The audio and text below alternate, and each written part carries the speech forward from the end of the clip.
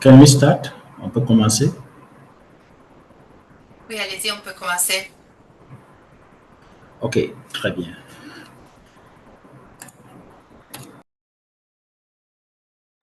C'est Yves qui doit faire l'introduction, en fait, si vous pouvez démarrer. D'accord, nous allons devoir commencer. Bonjour, bonsoir, chers participants. En fonction de la zone où vous vous trouvez, c'est un grand plaisir pour nous d'être aussi nombreux comme participants à ce webinaire sur l'introduction et renforcement des capacités sur les transferts monétaires et coupons dans la nutrition. Ce webinaire est organisé par le cluster nutrition au Mali en collaboration avec le Global Cluster.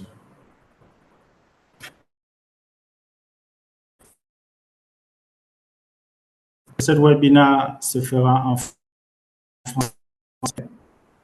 La possibilité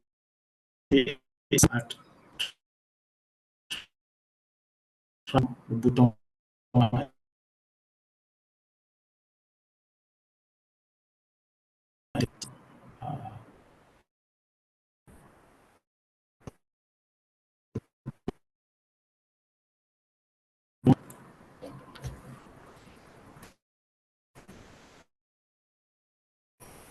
des données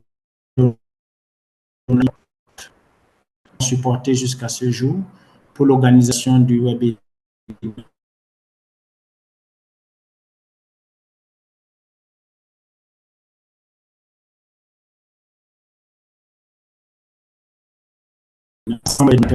Tels que Claire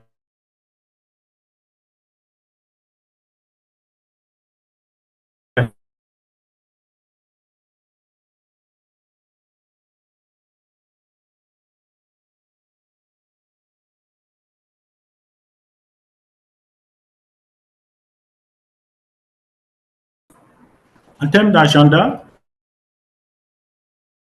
le webinaire, nous avons la première section sur l'introduction. La section se focalisera sur la présentation des études des cas au Mali, sur le Nigeria pour le Tom Brown.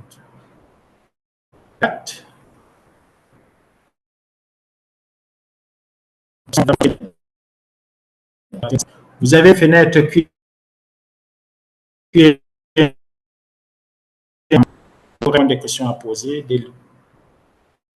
poser des questions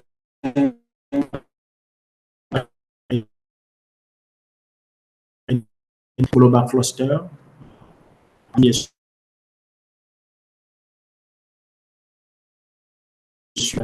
Comme objectif du webinaire, des concepts clés,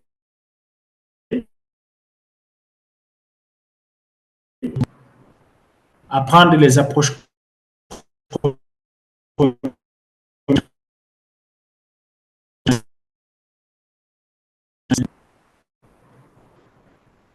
je crois que ceci est bon pour moi.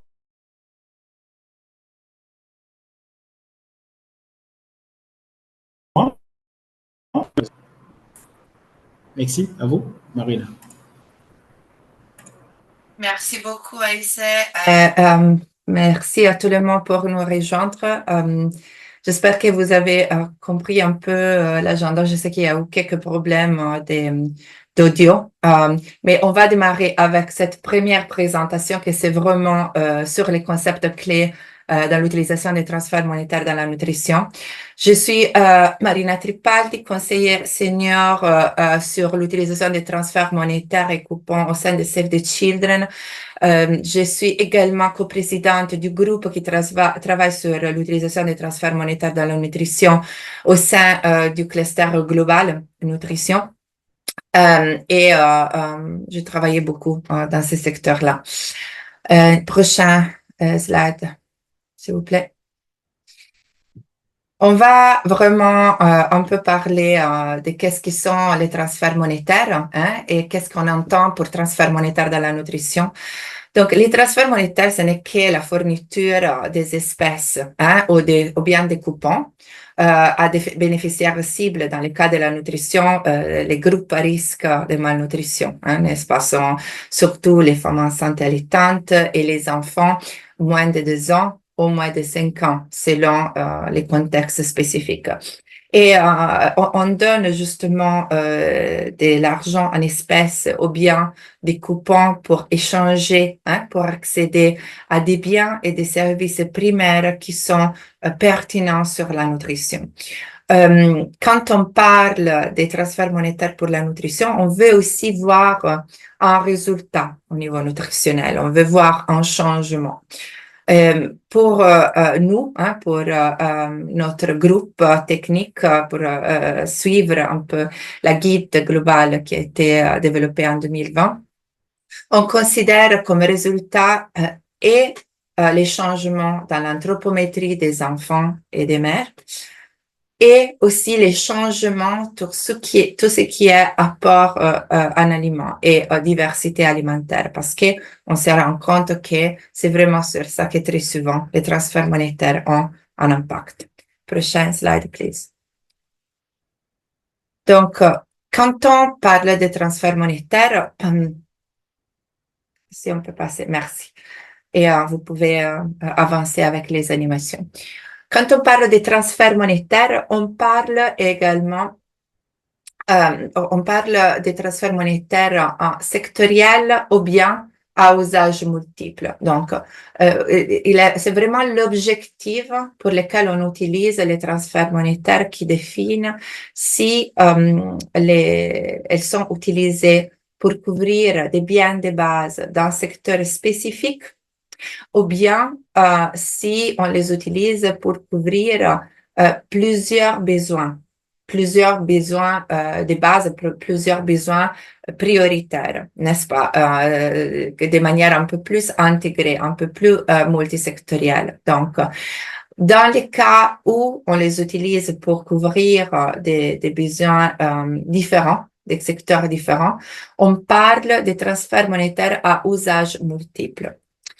Dans la terminologie, il est important également de comprendre la différence entre les transferts monétaires conditionnels et inconditionnels. C'est vraiment la qualification qui définit les types, la conditionnalité. Est-ce que on a une obligation d'attendre une activité ou de remplir certaines obligations pour recevoir l'assistance, par exemple. Est-ce qu'on doit attendre un service de santé ou bien est-ce qu'on doit participer à une certaine activité pour pouvoir recevoir les transferts monétaires? Quand il n'y a pas de conditions, bien évidemment, on parle des transferts inconditionnels. Ce sont vraiment les termes clés qu'on utilise dans les transferts monétaires. Prochaine diapo. Et vous pouvez avancer avec les animations également. Donc, également, sur la terminologie, il est important de faire la différence entre les transferts monétaires restrictifs qui sont vraiment définis dans leur utilisation. Donc, quand on applique des limites dans l'utilisation de ces transferts monétaires, on les limite, donc on les rend restrictives. Typiquement, n'est-ce pas, l'utilisation des coupons est un exemple de transfert restrictif. On donne des coupons ou bien pour accéder à un ensemble de biens, un ensemble de services qui sont disponibles au niveau d'une localité ou au niveau des vendeurs, ou bien on donne des coupons pour encore de manière plus restrictive pour accéder à une liste bien définie de biens ou bien une liste bien définie des services. Donc, la distinction entre des coupons marchandises ou des coupons monétaires. Donc, les coupons marchandises sont vraiment la forme la plus restrictive des coupons que vous pouvez utiliser. Bien évidemment, la fourniture des services et les biens en nature sont la forme la plus restrictive possible. De l'autre côté, les transferts en espèces sont la forme la plus libre, la moins restrictive. Donc, ça nous permet vraiment de choisir, de donner l'opportunité aux bénéficiaires de choisir ce dont ils ont besoin en quantité et en qualité. On parle aussi, donc dans ce cas, on fait la distinction entre coupons et transferts en espèces en parlant des modalités. Les autres terminologies clés sont liées vraiment au mécanisme de paiement. On peut avoir des mécanismes électroniques et pour la monnaie et pour les coupons, ou bien on peut avoir des mécanismes de paiement direct en utilisant les banques, utilisant les guichets des banques ou bien les guichets des opérateurs monétaires, n'est-ce pas? On peut également avoir de l'argent qui est déposé au niveau de nos comptes avec des opérateurs de téléphonie mobile et les utiliser pour faire des paiements. Donc, tout ça, ce sont des exemples des mécanismes de distribution. Prochaine diapo, s'il vous plaît.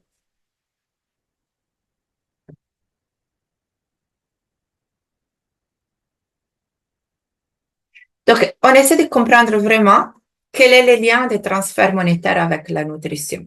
Et comme d'habitude, quand on parle de nutrition, on prend des parts de l'analyse des besoins de la nutrition et on se réfère vraiment au cadre conceptuel d'UNICEF, n'est-ce pas, qui nous propose de faire cette analyse en regardant les différents types de causes de la malnutrition, les causes immédiates, les causes intermédiaires, les causes sous-jacentes et les facteurs favorables.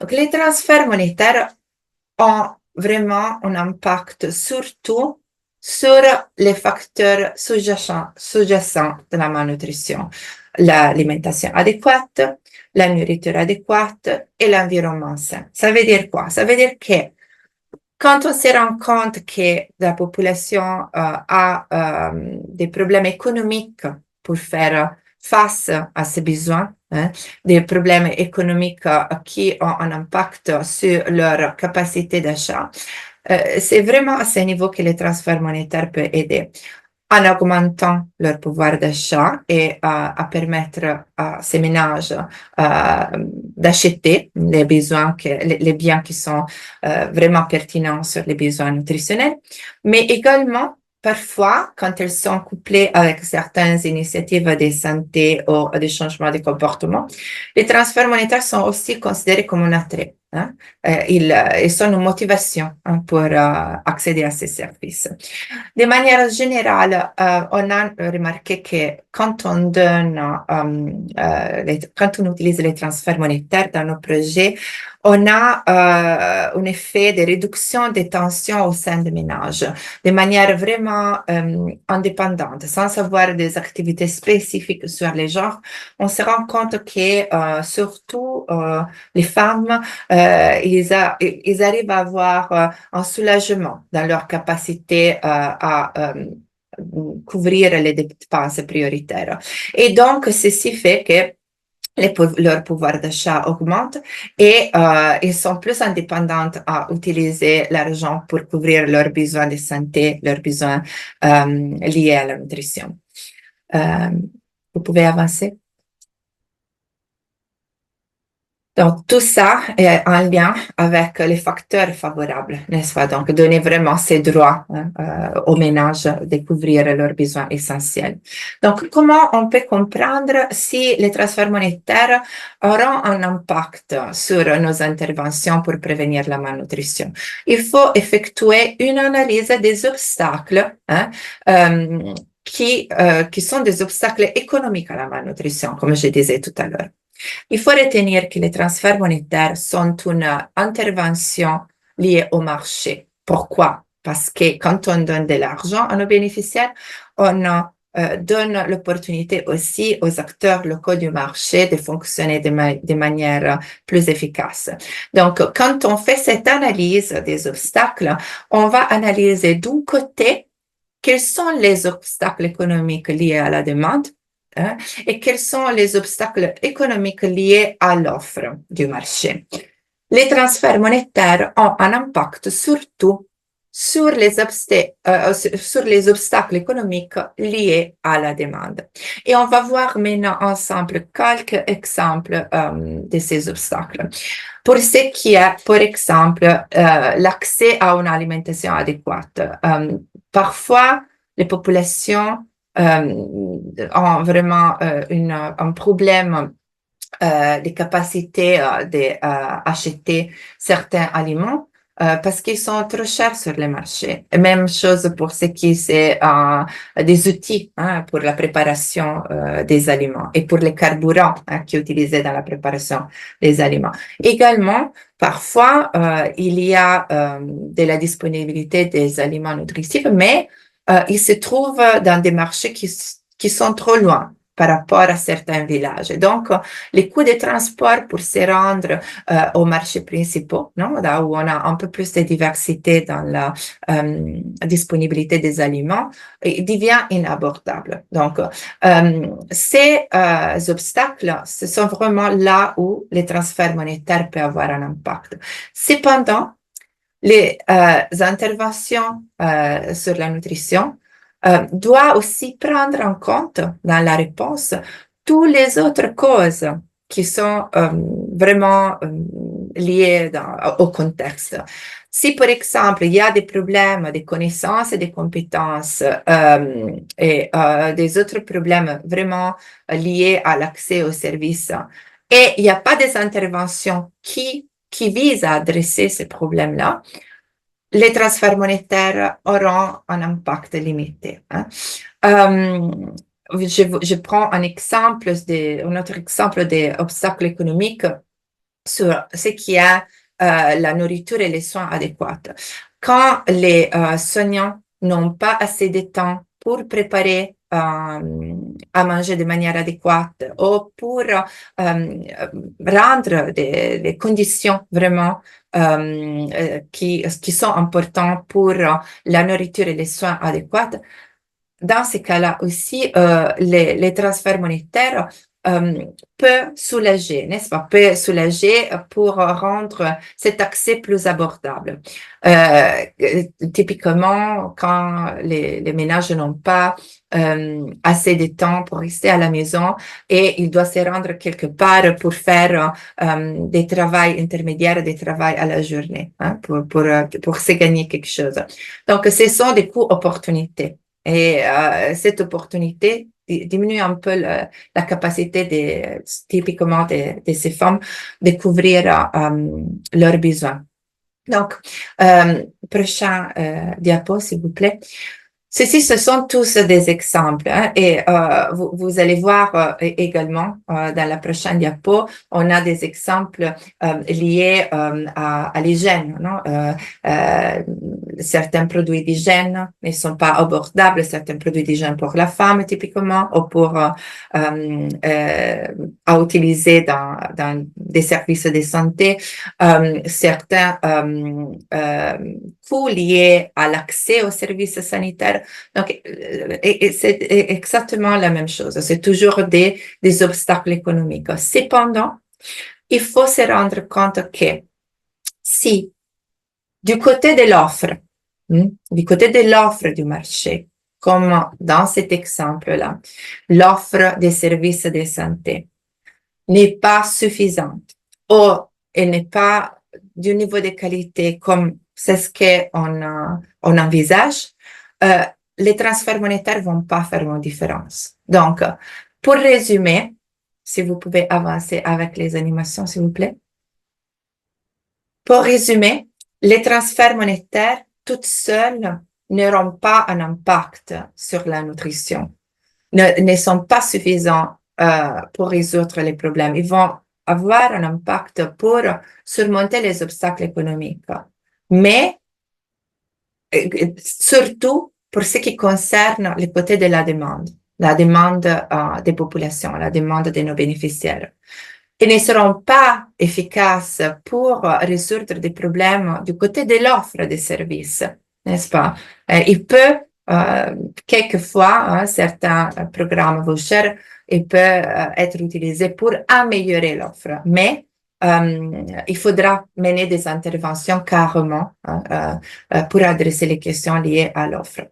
Prochaine animation, s'il vous plaît. En même temps, il faut retenir vraiment que les transferts monétaires toutes seules ne peuvent pas avoir un impact sur la nutrition. Elle doit être toujours complémentée, elle doit être toujours liée aux autres interventions qui adressent les autres problèmes qui sont liés aux autres causes de la malnutrition. Prochaine diapo, s'il vous plaît.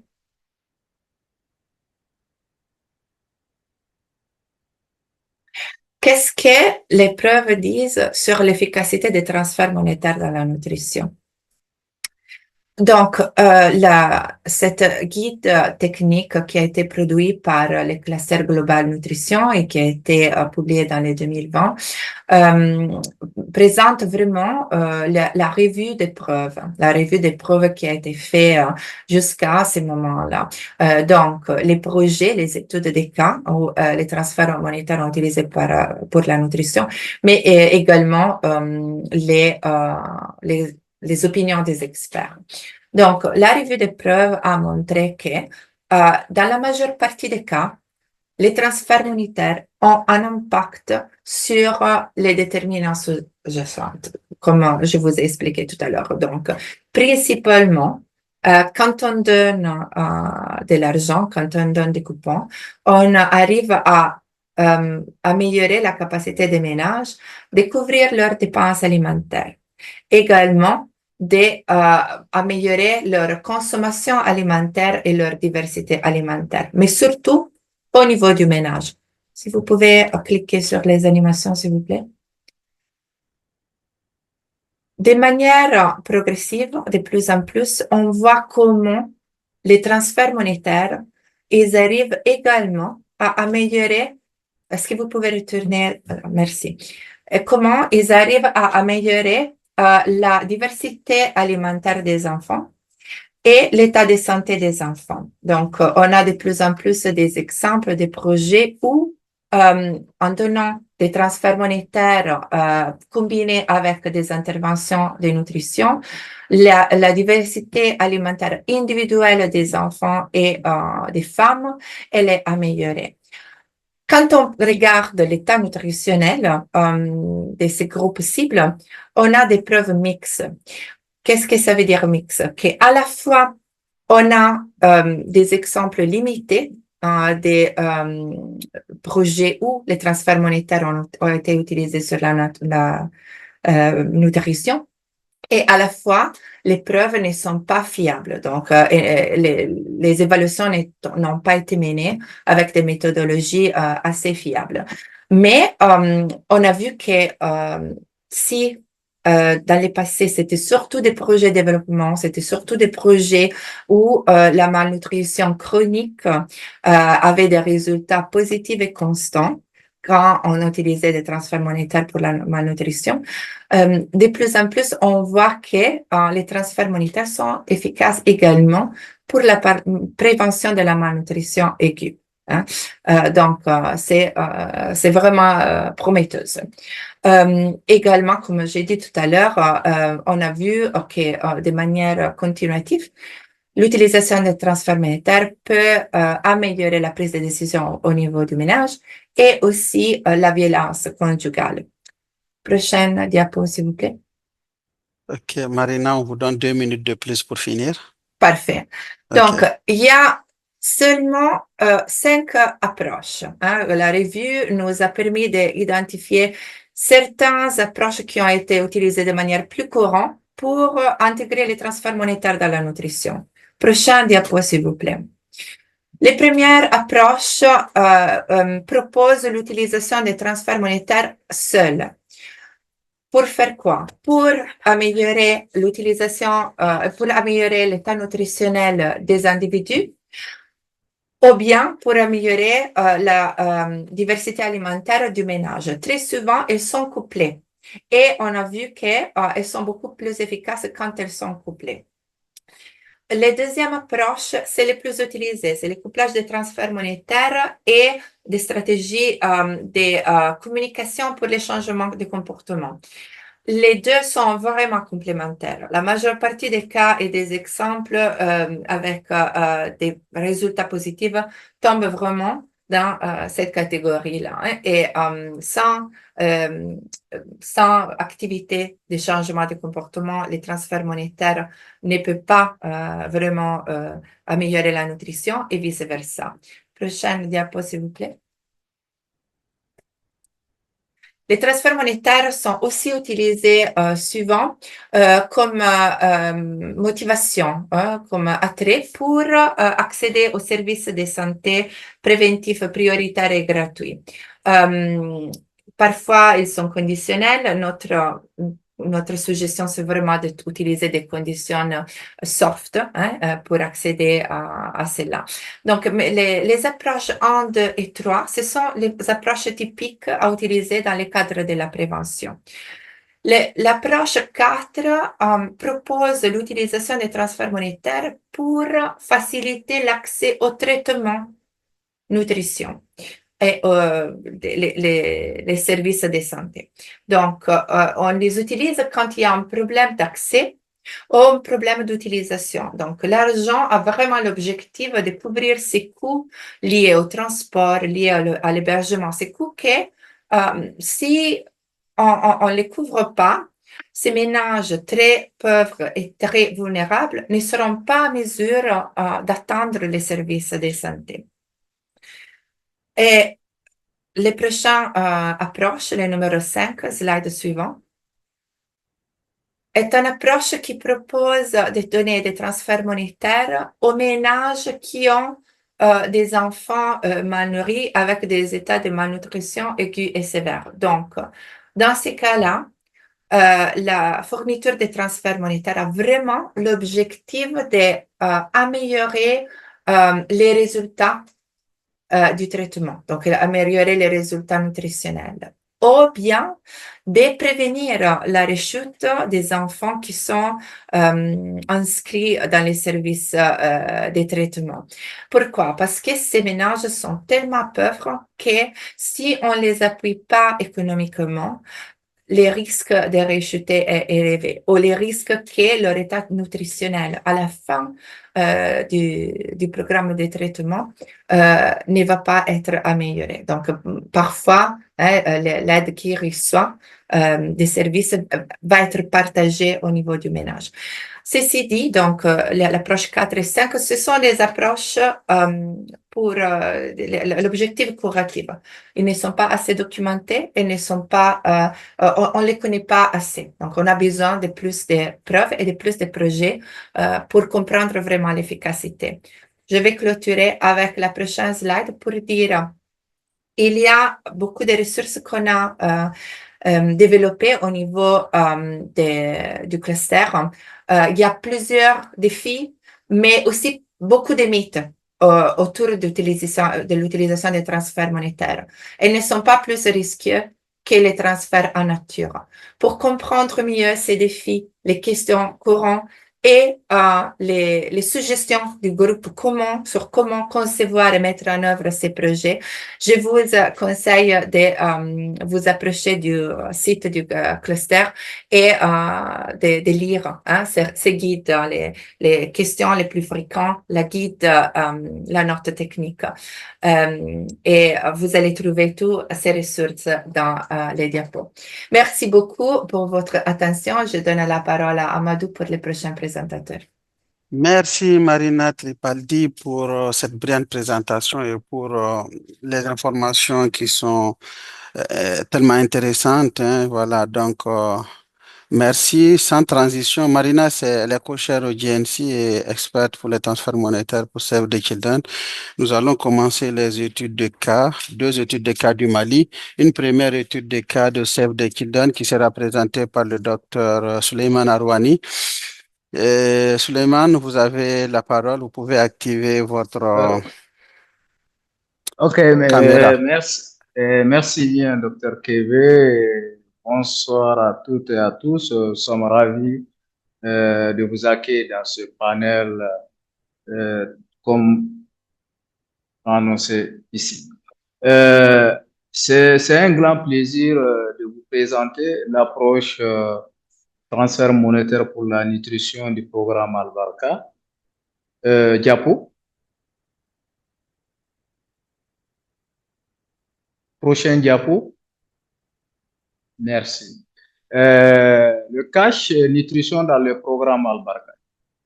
D'abord, Al-Barka Resilience Food Activity est un programme financé par l'USAID qui est mis en œuvre par plusieurs ONG dont Save the Children sur le LIP dans les régions centre et nord du Mali. Elle a trois objectifs essentiels, à savoir stabiliser les ménages vulnérables en réduisant l'impact des chocs et en les connectant aux services de base. Deuxième objectif, c'est aussi donner aux jeunes les moyens d'être les principaux moteurs de leur développement économique et social. Troisième objectif, c'est aussi soutenir les approches communautaires visant à gérer les ressources naturelles et les biens de la communauté de manière durable. Ce programme était, comme arrêté maintenant, a été mis en œuvre dans les régions de Mopti, dans les régions de Tombouctou et de Gao, précisément dans 19 communes de ces régions citées. Diapo.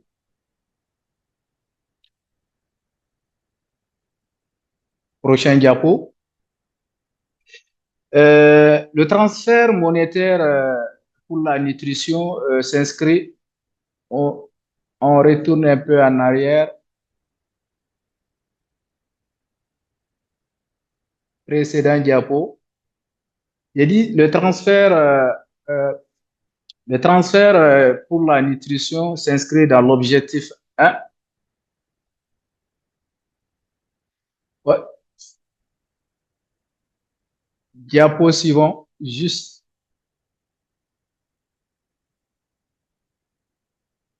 OK.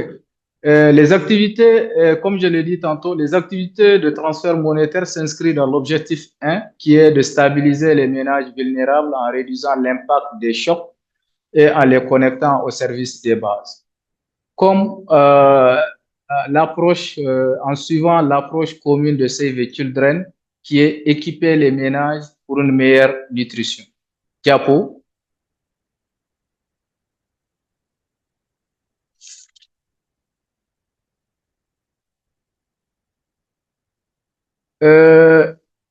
Cette approche est une approche innovante qui permet de lutter efficacement contre la malnutrition en mettant un accent particulier sur les ménages vulnérables tout en fournissant des services financiers permanents et durables dans le temps, en renforçant aussi les capacités de ces mêmes ménages sur des thématiques en lien avec la santé, la nutrition et aussi en les encourageant aussi à adopter des comportements. C'est tout ce paquet d'activités qui permet, en gros, contenu dans cette approche qui permet de résoudre les questions de nutrition au niveau des ménages. C'est une combinaison à la fois des transferts, de l'éducation nutritionnelle, de la formation, aussi accompagné exclusivement aussi des séances de sensibilisation sur le changement de comportement. Marina l'a dit dans sa présentation précédente, les transferts monétaires en elles seules ne peuvent pas atteindre l'objectif de résoudre les problèmes nutritionnels d'un ménage, voire d'un individu. Il faut aussi l'accompagner avec d'autres activités telles que le renforcement sur des petites actions en termes de changement de comportement, en termes de renforcement des capacités. Diapo.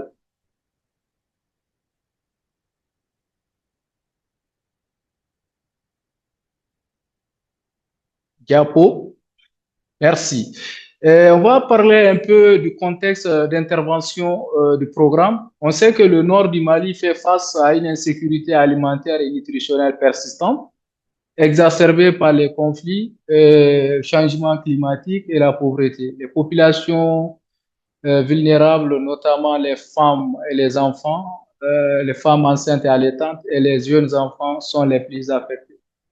L'accès limité à des aliments nutritifs et à des soins de santé adéquats aggrave la malnutrition. Diapo.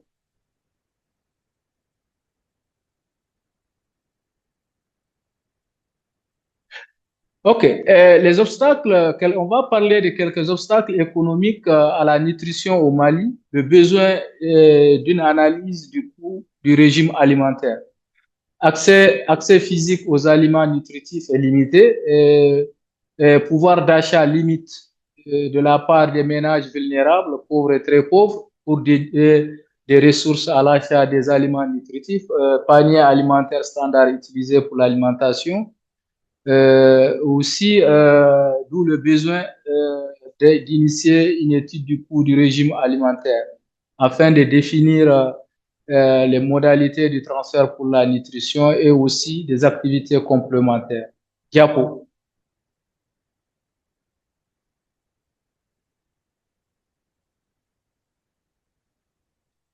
Pour parler en gros d'études du coût du régime alimentaire, c'est une approche qui est basée sur une méthodologie et un logiciel innovant. On ne va pas se focaliser dans cette présentation sur le logiciel du Cost of Diet, mais il faut retenir en gros que ce logiciel et la méthodologie nous permettent d'avoir les prix les plus bas, les quantités et la combinaison d'aliments disponibles localement qui sont nécessaires pour répondre aux besoins énergétiques d'une famille ou d'un individu type, ainsi qu'aux apports recommandés en protéines, en matières grasses et en micronutriments.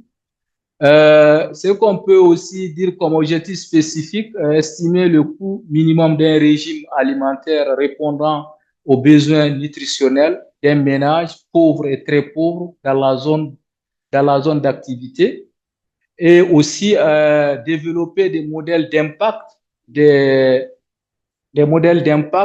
activités qui permettent aux ménages d'adopter et aussi utiliser des modélisations à travers les résultats du Cost of Diet pour faire des combinaisons alimentaires. L'autre aspect aussi de l'objectif de l'étude du Cost of Diet aussi, c'est de comprendre aussi les facteurs socio-culturels, sanitaires et économiques qui ont un impact sur la sélection, la répartition et aussi la consommation des aliments familiaux essentiels. Et ce qu'il faut noter à ce niveau surtout, le point à retenir était que lors de l'étude, le goulot d'étranglement porte sur le pouvoir, le revenu des ménages.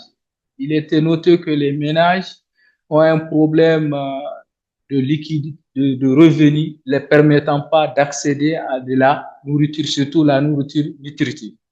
Diapo.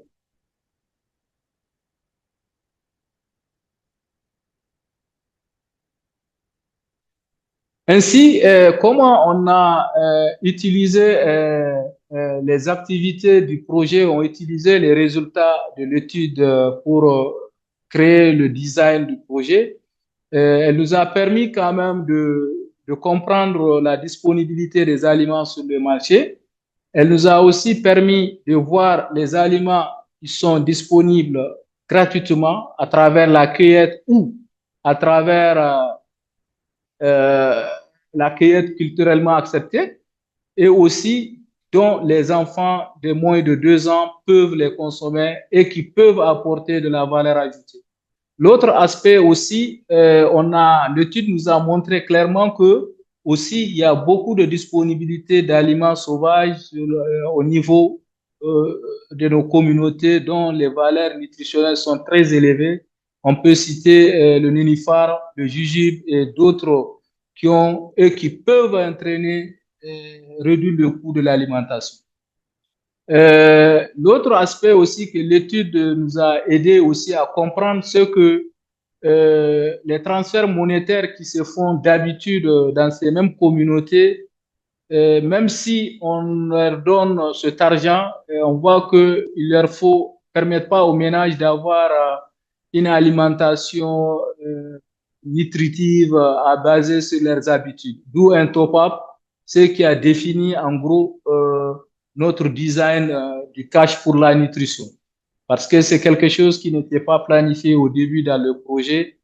Au regard de cette situation, il faut répondre. D'où ce transfert pour la nutrition. Diapo.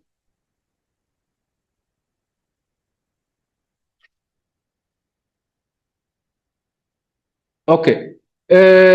Qu'est-ce que ce transfert monétaire pour la nutrition? On peut dire globalement, la cible, ce sont les femmes elles-mêmes. Les femmes qui reçoivent des transferts mensuels pendant une période pouvant aller jusqu'à 16 mois.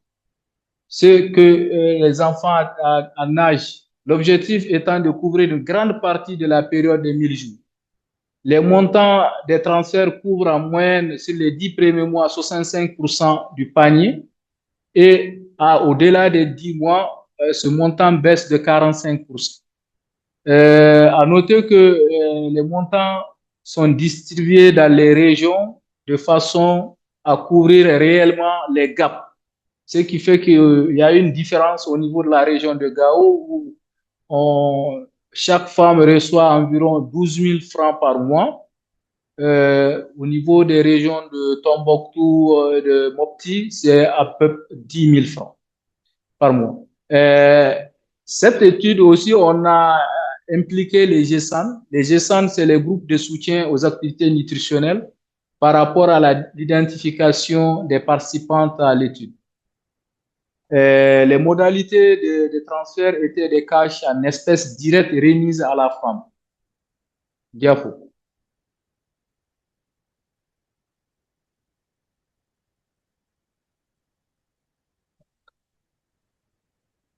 Autre activité complémentaire au transfert monétaire, comme on l'a si bien dit, le transfert monétaire en tant que tel ne suffit pas d'amener les familles, les individus, les enfants vers un état nutritionnel adéquat, d'où une panoplie d'activités qui ont été concoctées autour, à savoir les activités d'animation thématique sur l'ange, les activités de démonstration nutritionnelle, les visites à domicile, l'approche repas communautaire et aussi un accent particulier a été mis sur le cycle d'action communautaire dans laquelle on a identifié aussi la production locale de la farine infantile améliorée, d'abord à travers une combinaison simple des aliments, des ingrédients, et ensuite vers une méthode beaucoup plus améliorée vers ce qu'on appelle la germination des germes,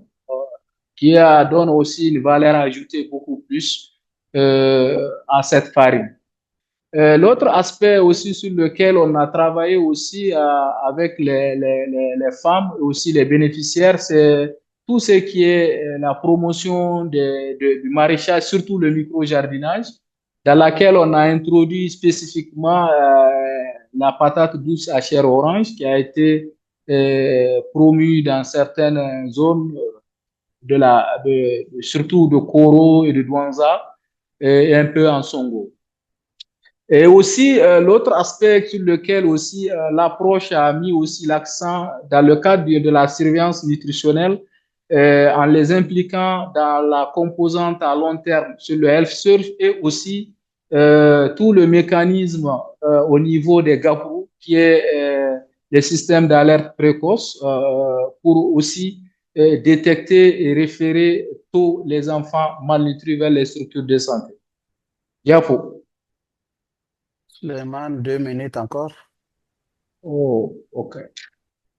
Ainsi, on a obtenu certains grands résultats, à savoir sur la période, le programme a touché environ 12 000 femmes, 12 000 femmes, dont pour un montant total de 1 818 000 dollars US, et 95% des bénéficiaires euh, transfert d'argent pour la nutrition participent au groupe de soutien et au groupe MTM. Les MTM, c'est les groupes mère à mère qu'on a créés autour des GESAN qui sont constitués des femmes enceintes, des femmes allaitantes et des femmes avec des enfants de 6 à 23 mois. Les données de nos différentes PDM ont montré que les participantes contrôlent l'argent qu'ils reçoivent d'Albarca. Et aussi, on a aussi donné la priorité à l'achat de la nourriture, des produits laitiers et aussi de la viande et aussi du poisson. Les participantes et leurs enfants de moins de 2 ans ont déclaré être les principaux consommateurs de la nourriture achetée avec leur transfert. Diapo. Comme Diapo. OK. Toujours les évaluations suite les résultats. On retourne un peu en arrière.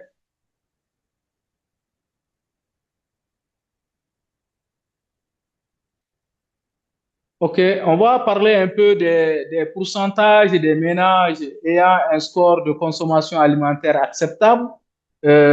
Ça, c'est des données qui sont issues de nos enquêtes annuelles. Elles évoluent de 75%, de 75,3% en 2022 à 95% à FY24.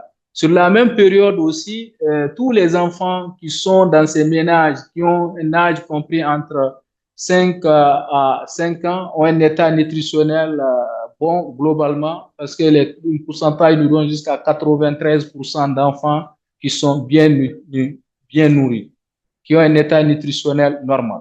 Diapo.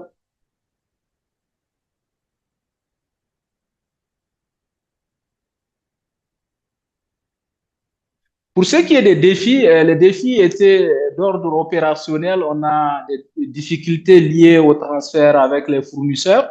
On a aussi des problèmes liés à la régularité des comptes, des enquêtes PDM qui ne sont pas le contexte sécuritaire, le blocus sur le terrain. Mais il est à retenir une leçon qu'on a aussi constatée. Le fait que les femmes se renouvellent dans les différents groupes a permis quand même de constater que au niveau de ces communautés, les familles apprécient et ça permet quand même d'améliorer un peu la cohésion sociale. Diapo.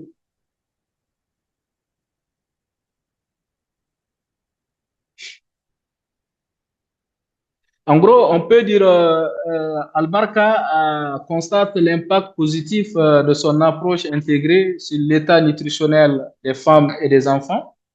Le transfert d'argent pour la nutrition contribue à réduire le coût du régime alimentaire nutritif basé sur les habitudes alimentaires pour les femmes enceintes et allaitantes.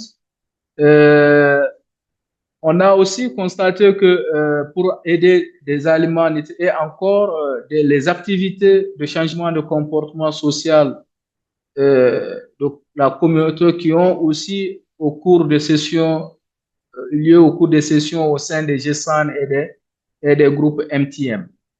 Dans la prochaine phase du programme, Albarca s'était attaché à aider les ménages à continuer à développer aussi des stratégies durables à long terme pour accéder à des aliments nutritifs en combinant la génération de revenus tels qu'on avait mis dans les groupes, aussi l'augmentation de la disponibilité des produits alimentaires dans les ménages et au niveau des communautés à travers tout ce qu'on fait au niveau des coopératives, au niveau des AVEC, les associations villageoises d'épargne et de crédit et aussi au sein des groupes des hommes tels que les écoles de mari pour aussi aider les femmes à la prise de décision et aussi contribuer au bien-être de la femme. Diapo,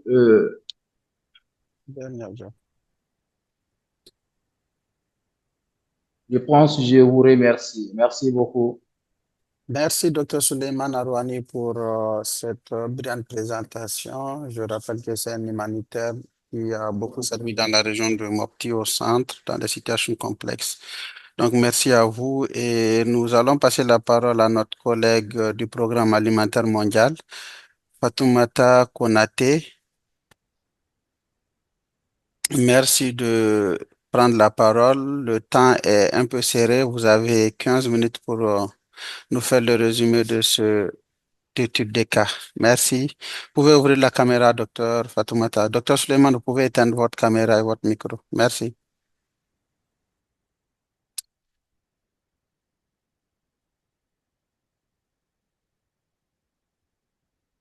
Fatoumata? Eh bien, vous m'entendez? Oui, on vous entend bien maintenant. Vous avez la parole et vous avez le floor. Allez-y. Allez-y, docteur. OK. Donc, bonjour, chers collègues. Merci au pasteur de nous avoir associés pour pouvoir contribuer dans ce webinaire. Donc, je me nomme Fatoumata Konaté. Je fais partie de l'équipe nutrition du PAM. Donc, nous avons l'honneur aujourd'hui de partager l'expérience du PAM dans le domaine du transfert monétaire, dans la prévention, mais aussi dans le traitement de la malnutrition au Mali. Donc, Diapo.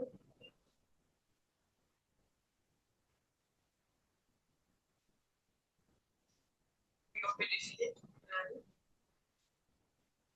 Alors, nous présentons cette carte pour voir un peu comment le PAM agit dans ce cadre-là et comment nous travaillons avec les équipes pour pouvoir mener nos interventions aussi bien sur le plan nutrition que sur le plan sécurité alimentaire. Alors, Docteur, le son est un peu compliqué. Si vous pouvez régler un peu ou bien porter le casque. je suis en train de parler sans casque. Ok. Ok. Allez-y, continuez. Alors, c'est une évaluation globale. Quand vous regardez un peu la tendance en lien avec les questions de malnutrition, les questions de sécurité alimentaire concernant la zone sahélo-saharienne, donc cette image de sécurité alimentaire en termes d'évaluation de la situation, en termes d'effet et d'impact. Évidemment, qu'est-ce que nous pouvons mener comme intervention en tenant compte de tout ce que vous voyez sur cette carte concernant le niveau d'insécurité alimentaire, le niveau concernant la situation et même aussi en termes d'accès. Donc, globalement, vous voyez un peu de la Mauritanie jusqu'à la bande du Sahel, vous voyez qu'en tenant compte de tout ce qui est en lien avec les capacités, en lien avec Chers vous entendez pas. Docteur Fatoumata, vous pouvez couper la vidéo peut-être pour rester sur... C'est ça que je vois, peut-être la bande passante n'est pas très bonne. Donc, on peut... Parlez maintenant. C'est mieux, mais... C'est toujours entrecoupé, mais ça semble mieux. Allez-y, on verra. C'est mieux? Oui, allez-y. Donc, l'évaluation au sport montre que les zones où nous avons des problèmes de nutrition, mais aussi les problèmes intégrés de malnutrition. Donc, quand vous voyez un peu le nord du Mali, précisément peut-être un peu Mopti, dans Kidal, nous voyons effectivement qu'il y a l'insécurité alimentaire. Docteur, le son est parti. Vous avez une position, quand vous êtes un peu penché de l'avant, ça donne beaucoup mieux. Donc, peut-être que continuez sur ça. Sinon, la connexion n'est pas aussi que ça. Le son ne passe pas. C'est difficile pour les interprètes. Je disais, allez-y. C'est bon maintenant? Mieux, un peu, allez-y. Je peux dire que l'intervention ou l'utilisation du cash est basée effectivement sur ces différentes analyses et évaluations. pour nous permettre effectivement de prendre en compte les besoins, de prendre en compte le contexte.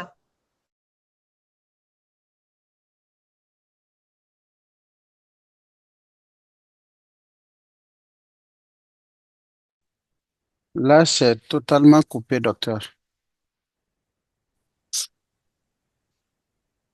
Docteur Fatoumata, c'est totalement coupé. Vous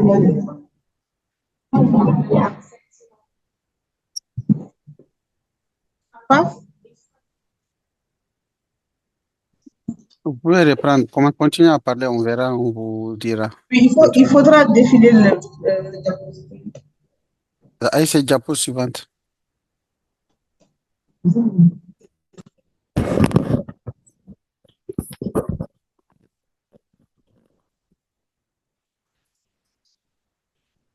C'est bon? Vous Ouais. m'entendez? Allez-y, on vous entend mieux. Alors, le PAM a mené un exercice aussi en 2021 pour voir tout ce qui est en lien avec le coût, l'étude sur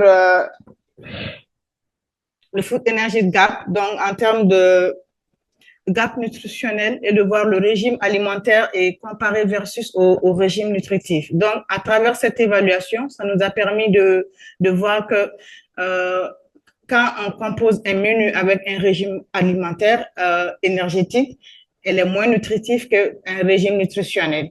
Donc, l'équipe, l'étude sur le FNJ qu'on en appelle, elle nous a permis de voir le coût d'un régime énergétique.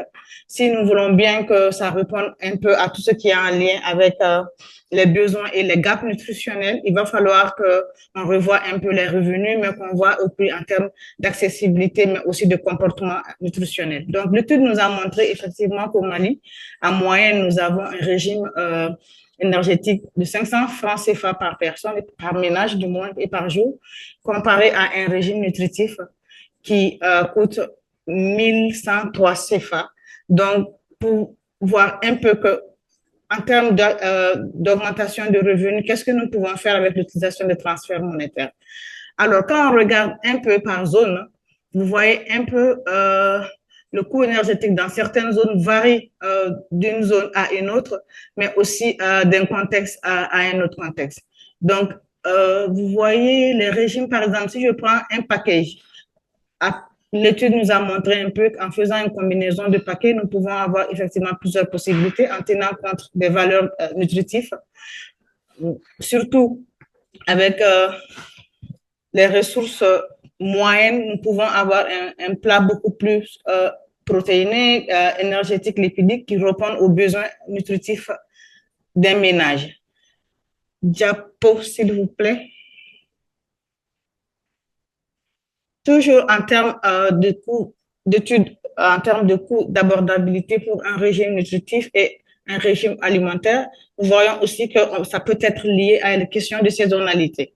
Donc, le prix est un facteur comparatif qui permet aussi de voir l'utilisation des transferts monétaires et nous voyons versus coût d'une alimentation énergétique et niveau de non-abordabilité et le coût d'une alimentation nutritive avec versus niveau de non-abordabilité. Donc, ça nous montre un peu que le niveau varie selon la saisonnalité et ça peut aussi nous pousser un peu à voir quel transfert, quel coût et quel montant nous pouvons ajuster pour qu'on puisse aussi avoir un équilibre nutritif dans ce sens-là. Donc, d'où la nécessité de voir comment augmenter les revenus des ménages à travers souvent des programmes de filets sociaux pour combler les besoins qui puissent exister à ce niveau. Diapo.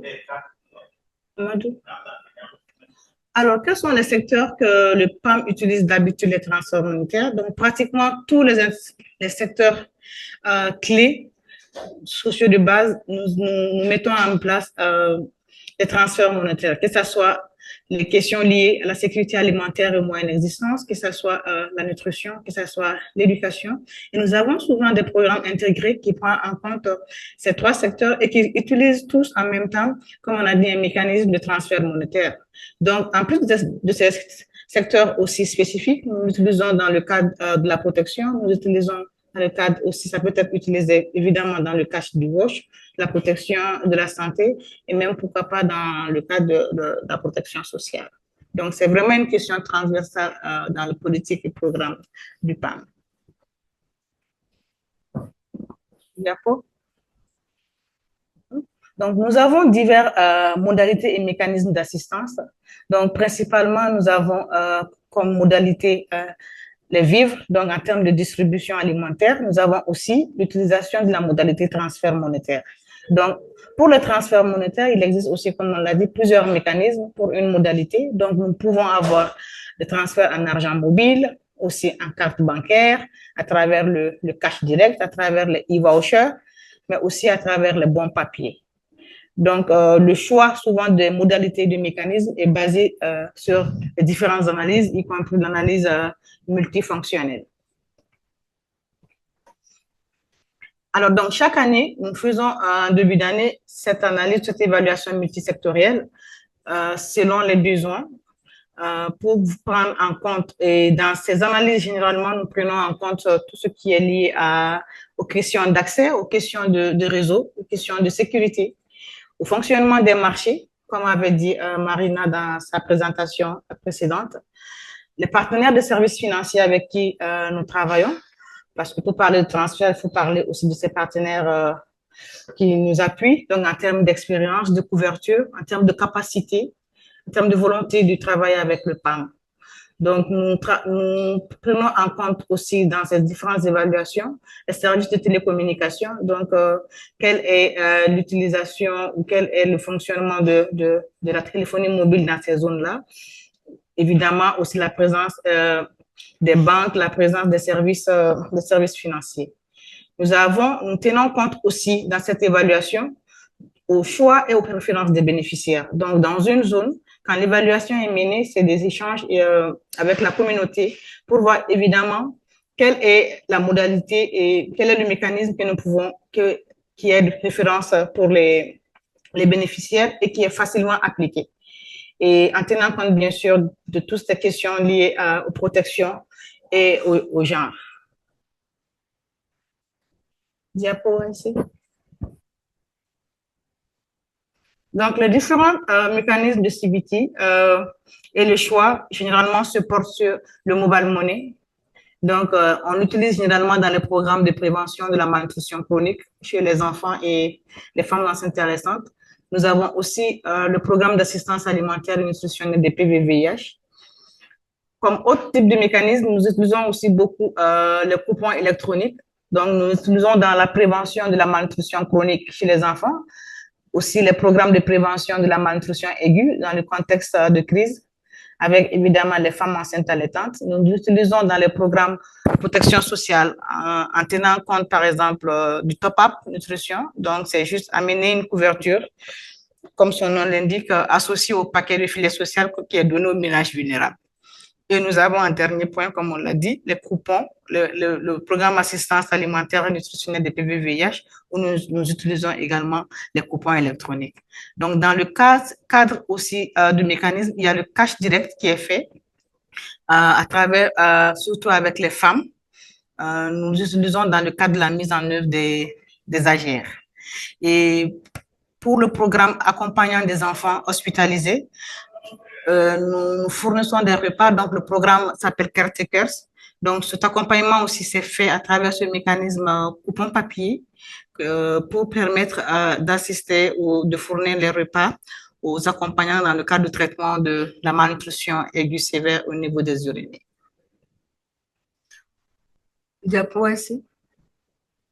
Donc, en termes de valeur du transfert, nous pouvons dire que les valeurs vraiment sont faites sur d'abord la validation du panier des dépenses minimum. Donc, cette étude ou cette référentiel nous permet de composer les paniers et de proposer un certain nombre de valeurs de transfert qui va permettre de combler les besoins nutritionnels aussi bien des enfants et aussi des femmes enceintes. Donc, quand on regarde un peu la valeur des coupons, elle est basée pas seulement sur le MBP, mais aussi sur l'évaluation des prix des denrées, avec des variations de saison, évidemment, mais aussi en tenant compte du coût de l'alimentation saine dans ces zones-là et aussi la fonctionnalité des marchés. Donc, c'est toujours des évaluations annuelles qui nous permettent d'ajuster les montants aussi bien pour les femmes que les enfants. Par exemple, pour le cas de la malnutrition, la prévention des cas de malnutrition aiguë, le panier, la valeur de transfert peut varier entre 6 000 à 8 000 francs pour les enfants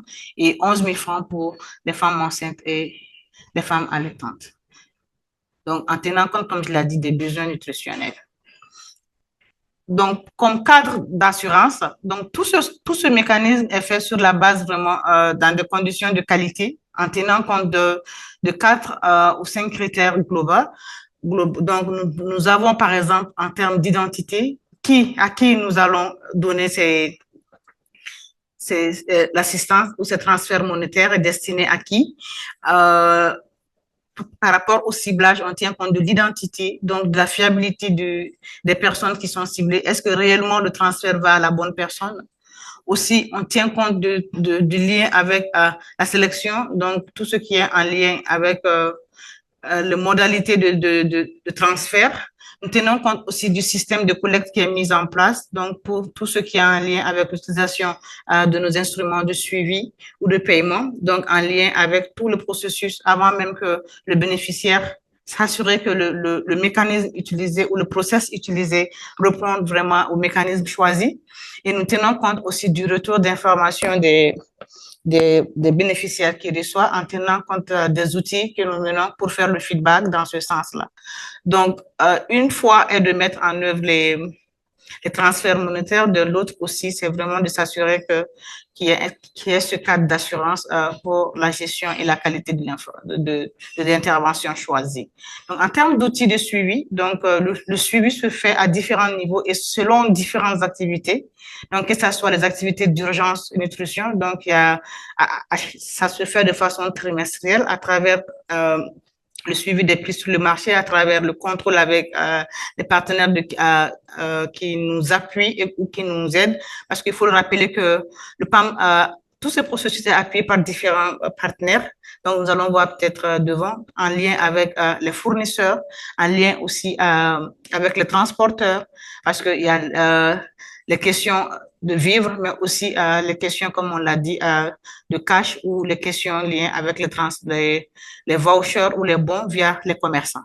Donc, nous avons aussi d'autres suivis, comme qu'on peut faire les suivis post-distribution, avec le suivi des indicateurs outcome et de process, donc tout ce qui est des évaluations comme le score de diversité alimentaire, le score de consommation, donc à travers les ménages et les TPM, les third party monitoring, qui nous permettent de faire ce suivi et de savoir effectivement s'il y a eu un effet de cette distribution de transfert monétaire. Il y a aussi d'autres suivis, évidemment, que nous faisons à travers des activités, que ce soit de Food for Asset ou l'appui aux petits producteurs, qui ont aussi une activité de cash conditionnel, donc qui nous permet aussi de mettre en œuvre ces petits travaux d'appui au niveau communautaire. Donc, il y a ce suivi qui se fait aussi une fois par an. Donc, à travers, comme je l'ai dit, toutes ces évaluations qui sont mises post-distribution pour recueillir, qui nous permettra aussi de voir ce transfert monétaire et l'adaptabilité par rapport au contexte, que ce soit avec les bénéficiaires, mais aussi avec les partenaires de terrain qui nous facilitent la mise en œuvre. Quelles peuvent être les contraintes et les difficultés? Donc, 2 minutes. Oui, nous avons, OK, Kébé, nous avons relevé un certain nombre de difficultés, évidemment, l'inaccessibilité de certaines zones. Donc, pour pouvoir faire les transferts monétaires, il faudrait qu'il y ait quand même l'accès qu'on doit tenir compte. Nous avons l'insécurité qui limite souvent les opérations de distribution sur le terrain. Nous avons la faible couverture des services financiers, surtout dans certaines zones rurales qui est enclavée, où il n'y a pas du tout une couverture des réseaux. Nous avons aussi la capacité souvent qui est limitée des prestataires financiers, donc comme les agents de mobile money ou des banques ou des services financiers pour couvrir l'ensemble des zones que nous voulons intervenir. Nous avons souvent le manque de documents d'identité chez certains bénéficiaires qui peuvent souvent les empêcher de s'enregistrer aussi pour pouvoir retirer les fonds. Et l'autre contrainte que nous pouvons aussi énoncer, c'est le manque de documents Ça c'est doublon sur le diapo, mais on pourra aussi retenir dans tous ces processus, comme je l'ai dit, en termes d'efficacité, en tenant compte d'un contexte à un autre pour pouvoir ajuster ou mettre en œuvre un certain nombre de mécanismes. Il faut rappeler que malgré ces difficultés, il y a toujours cette flexibilité de changer ou de proposer encore d'autres mécanismes de transfert monétaire pour pouvoir quand même assister les différents ménages. Diapo. Les bonnes pratiques que nous pouvons retenir, c'est qu'en termes de transfert monétaire, nous avons le réseautage qui est important. Donc, réseautage entre grossistes, commerçants, producteurs, que ce soit pour faciliter les transferts, mais l'utilisation des produits au niveau du coût. Nous avons le ciblage des femmes pour quand même le fait que le programme cible un certain nombre de femmes. Nous avons montré que ça améliore l'état nutritionnel, aussi bien du ménage, mais que des cibles, que ce soit les enfants et les femmes. Donc, la flexibilité aussi des programmes est une bonne pratique que nous avons aussi remarquée en termes de choix qui est offert aux bénéficiaires et l'adaptation à la situation sécuritaire et d'urgence, car il diminue un peu les risques, mais aussi qui peut être lié au transport des intrants. Et l'alignement global, dans une tendance globale à utiliser la modalité monétaire pour la mise en œuvre facile et atteindre le plus grand nombre de cibles. Je pense que je suis au bout, Amadou, de ma présentation et merci. Merci, Dr Fatoumata. Merci pour cette brillante présentation. Ça a été possible au début, vu les soucis techniques indépendants de notre volonté. On va passer la parole à nos collègues du Nigeria. Vous avez, avec ces deux présentations, les cas pratiques au Mali. Vous pouvez continuer à poser les questions dans le Q&A et puis on passe la parole à nos collègues du Nigeria, Sil Ayan, Head of Health and Nutrition à Save the Children Nigeria, et Patricia Welch, Conseil technique Senior Nutrition. Vous avez 15 minutes pour la présentation. Pour ceux qui sont francophones, vous pouvez aller sur le plus et puis aller sur la traduction. Vous aurez la traduction en français. Merci, Sil. You have the floor. Thank you. Thank you very much. Let me present our Tom Brown targeted supplementary feeding program in Northeast Nigeria experience, through which we manage the 6 to 59 months children with malnutrition. Can I have the next slide, please? Next one. Thank you. So in Northeast Nigeria comprises of 3 states. It's the Borno, Adamawa, and Yobe. And these states has been negatively affected by a protracted conflict due to an insurgence led by non-state armed groups. It has led to significant displacements and food insecurity. The conflict, compounded by the economic instability with severe currency destabilizations, has contributed to high rates of acute malnutrition among children to 6 to 59 months. If we look at our recent round of nutrition food security survey, we found that a global acute malnutrition prevalence in Borno is around 18.5%, and in Yobe it's 15.2%. Save the Children has been supporting the Nigerian government through multi-purpose cash assistance programming, including food assistance with supplementary nutrition interventions. In Borno State, we started as early as 2016. And later on 2023, we started our work in Yobe State. Within this program, Save the Children also implements nutrition activities aimed to prevent and treating acute malnutrition among the 0 to 59 months children. Next slide, please. So let's talk about the Tom Brown. Tom Brown, as I said, that we started in 16, but in Borno State, we initiate our Tom Brown approach in 2022. And because at that time, we really have a critical gap in treatment of moderate acute malnourished children due to significant pipeline breaks. and stock out of commercially manufactured nutrition supplements used for management of moderate acute malnourished children like RUTA, RUSF. Tom Brown, it's utilized the locally produced and available ingredients, and which is very available at the local markets. And it seems like that the most viable solution for managing the moderate acute malnourished cases during this resource crisis. And after 3 years of starting it in Borno in 2023, we also started our operation in Yobe State through Tom Brown approach.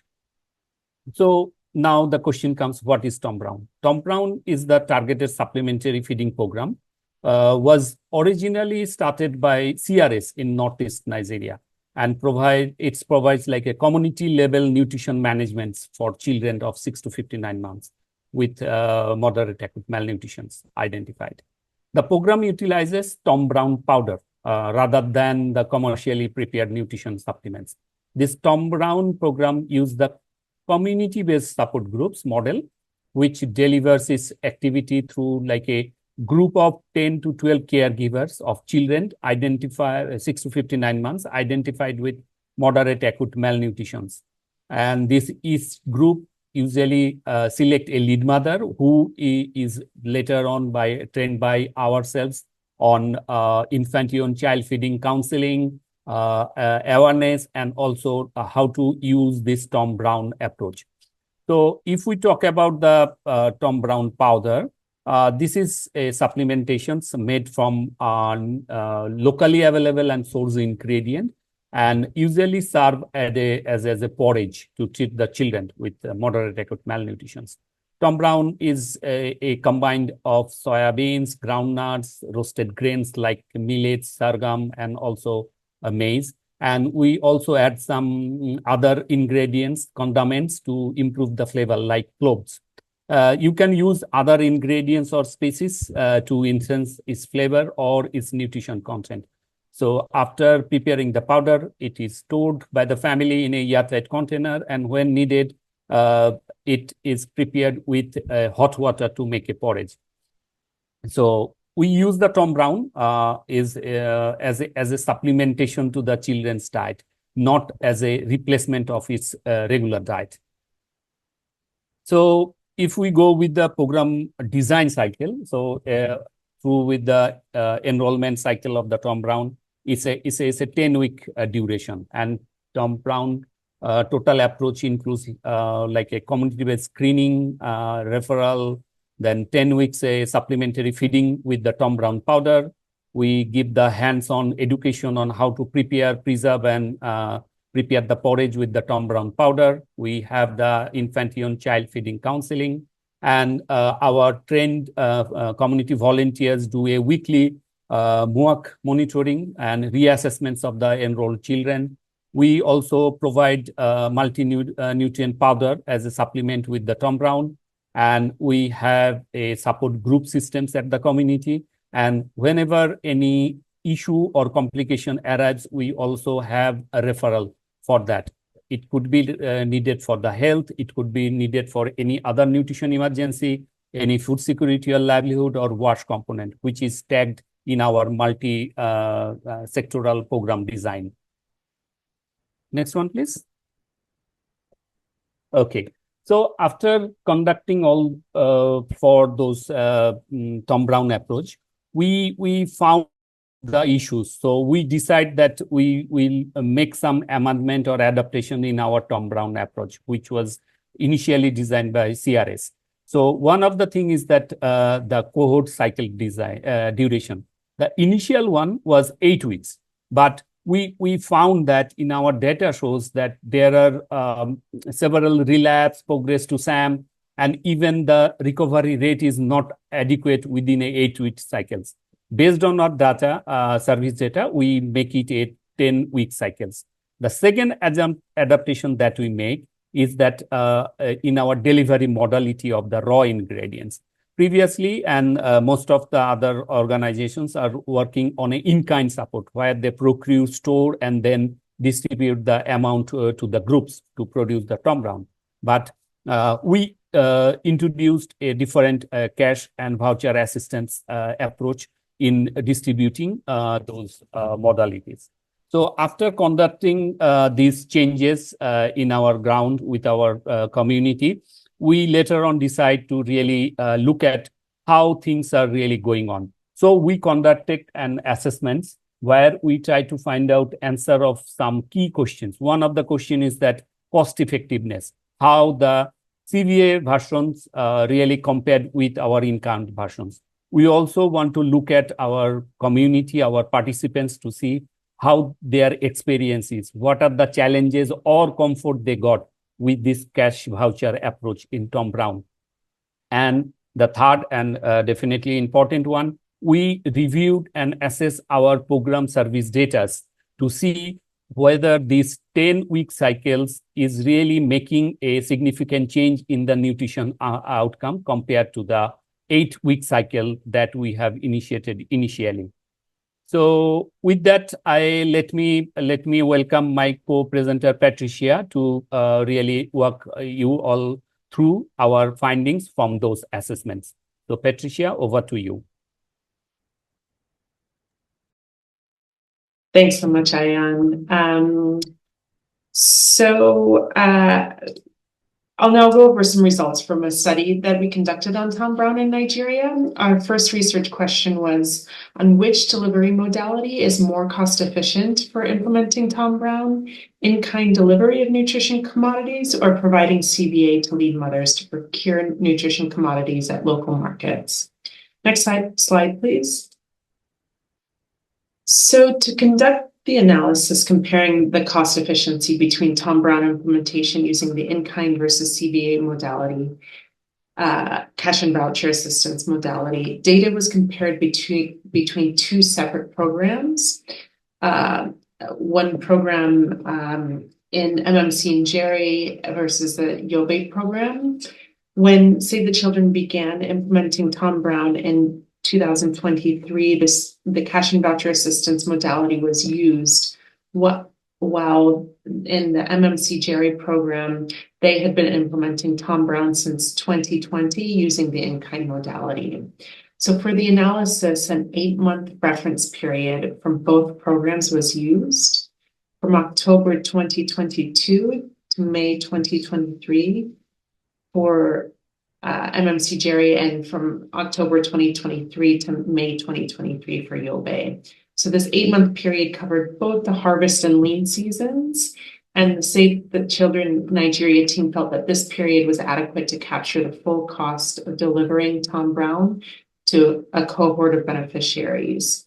So using the same time of year mitigated the impact of any seasonal price fluctuations for staple food items in Northeast Nigeria on 2 projects, which involved procuring large amounts of agricultural commodities from local markets. For the data sources, we used general ledger transaction list reports from Aggresso, desk reviews of program documents, and key informant interview with the country office staff. We used an ingredients-based costing approach and Dioptra software. And due to severe currency devaluation during the study period, the Yobe program costs were estimated using purchasing power parity terms. This just means that it's comparing the same relative Nigerian naira to US dollar amount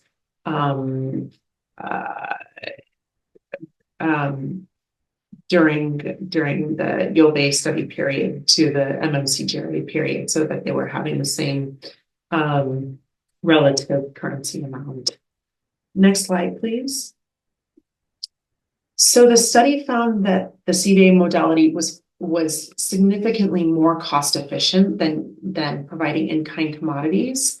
The average cost per child was 35% lower in the CVA program compared to the in-kind program, looking at $239 versus $369 total cost per child over a 10-week enrollment.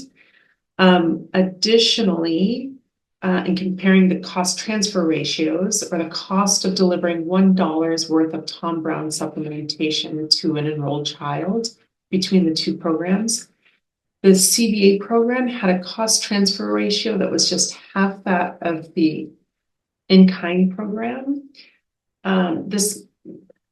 This means that the CVA modality was half as costly as the in-kind modality. The main drivers of these cost differences were the lower management and supervision costs of the UOBay CVA project when compared with the MMC in-kind program. This can likely be attributed to the decrease in management costs needed to support the commodity procurement, storage, and distribution processes. The supplementation or commodities costs between the two programs were largely the same. Also to note that REACH also likely played a role in decreased costs of the CVA program. We had a much larger REACH in the CVA program, but it does not appear that REACH accounted for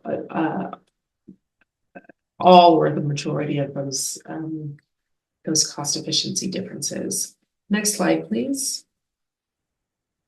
So we also looked at how are lead mothers affected by the transition from in-kind delivery modality of Thom Browne commodities to providing CVA to the lead mothers to procure the commodities. Next slide, please. So we interviewed 10 lead mothers on their experiences and perceptions using key informant interviews and a post-distribution monitoring survey. The key findings were that lead mothers reported an increased autonomy to facilitate Thom Browne groups. They also noted that the time commitment required to facilitate Thom Browne groups had increased. So this highlights a need to continue monitoring lead mothers' experiences within the Thom Browne program and to monitor their retention rates. Next slide, please. So we looked at whether the 10-week cycle of Thom Browne improves child outcomes compared to the 8-week enrollment, looking at recovery, non-recovery, relapse, and progression to SAM. Next slide, please. So this table shows significantly improved nutrition outcomes looking at the 10-week cycle in both Borno and Yobe states. Compared to the 8-week cycle. If we're comparing even just in Borno State, the 10-week cycle to the 8-week cycle looking at recovery, it is a 13% higher recovery rate. We had a 52% lower deterioration from MAM to SAM, also lower relapse rates. It's important to note that this is using routine program monitoring data, so it's not statistically significant, but does suggest improved outcomes with the 10-week cycle compared to a shorter 8-week cycle. Next slide, please. Patricia, 3 minutes again. Oh, 3 minutes? Yeah, 3 minutes again. Okay, thank you. Next, we were looking at what are the perceptions and experiences of enrolled mothers and caregivers and their male partners of Thom Browne. Next slide, please. So looking at enrolled caregivers and mothers, so we conducted also focus group discussions and post-distribution monitoring surveys with enrolled caregivers and mothers, 210 of them. And overwhelmingly, the results were positive. They had very positive overall feedback to provide on the program. And there were no unintended consequences among enrolled children or the community members. Looking at male partners' perceptions of the program, they also had strongly positive views towards Thom Browne, and there were no reported negative views towards the program, despite the mother needing to dedicate significant amount of time outside of the home for the Thom Browne program. Next slide, please. And actually forward to the next slide. Thank you. So looking at implications for future programming, this study shows that Thom Browne is a viable option for treating MAM in the context of pipeline breaks and nutrition supplements. Thom Browne represents a local ingredient-based supplementation approach to be used in place of other options such as CSB or CSB++, which supports local markets.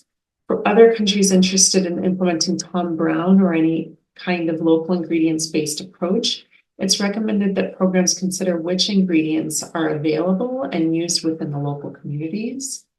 They might also consider whether a dry powder supplement would work in the context, or would a paste be more appropriate, and if there are any other adaptations or considerations which may be needed. We've, in the Northeast Nigeria context, found strong community acceptance of Tom Brown. The 10-week cycle duration we found to lead to improved nutrition outcomes. Cash and voucher assistance delivery modality was found to be significantly more efficient than in-kind delivery. It is important with any sort of CVA programming to monitor regularly monitor monitor market prices, define and monitor inflation thresholds and triggers, and also to use post-distribution monitoring data and qualitative data to inform ongoing programming. Next slide, thank you. That's the end of the presentation. Thank you so much. Thank you, Céline and Patricia, for the excellent presentation and for sharing your experiences. Much appreciate. On va passer à la session 5, à la session 4, qui est une session de questions-réponses. Alors, beaucoup de questions ont été répondues directement dans le chat, dans l'onglet Q&A. Et ici, tu as recensé une ou deux questions sur lesquelles on peut revenir pour 5 minutes avant de procéder à la clôture. On n'a pas d'autres questions. Pour le moment, s'il y a une petite question sur laquelle je voulais revenir, Fatoumata, si vous avez 1 minute, seulement en 1 minute. Il y a Jean qui a posé une question sur, il voulait savoir si les foires agricoles sont aussi efficaces en cas d'assistance aux enfants mal nourris. Peut-être que si vous avez 1 minute seulement pour répondre à ça, après on va procéder à la clôture par Angéline. Oui, par expérience, le PAM ne l'a pas fait actuellement. Il faut que j'ajoute cela. Mais par expérience, évidemment, les foires agricoles donnent plus de choix, une grande choix. Et ça contribue effectivement à tout ce qui a un lien avec l'abordabilité, si nous voulons, l'augmentation de la diversité alimentaire. Mais qu'à cela ne tienne, on voit que ça peut contribuer au-delà même de la prévention de la malnutrition et que le ménage ait aussi cet accès plus facile.